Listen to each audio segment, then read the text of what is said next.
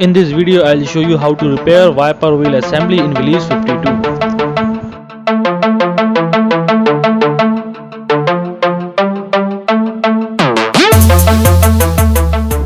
जैसे कि आप देख रहे हैं विलीज का जो वाइपर है वो लेफ़्ट साइड का वर्किंग पर है, बट राइट साइड का जो है वो वर्किंग पर नहीं है।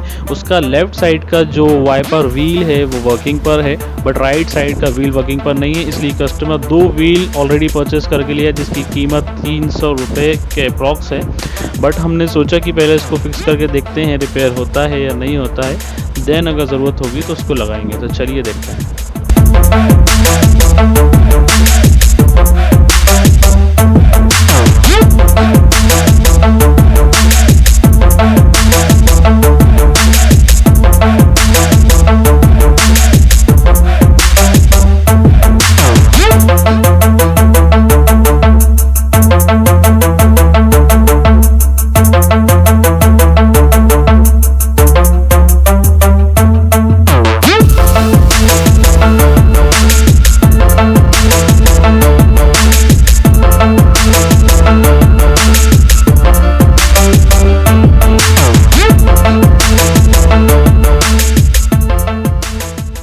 सो गाइस, इसके बोथ व्हील जो हैं अब वर्किंग पर हैं। आप देख रहे हैं कि ये सिर्फ रिपेयर में ही ठीक हो गया है, हमने नया व्हील इसमें नहीं लगाया है और ये पुराने व्हील पर ही अब वर्किंग पर है।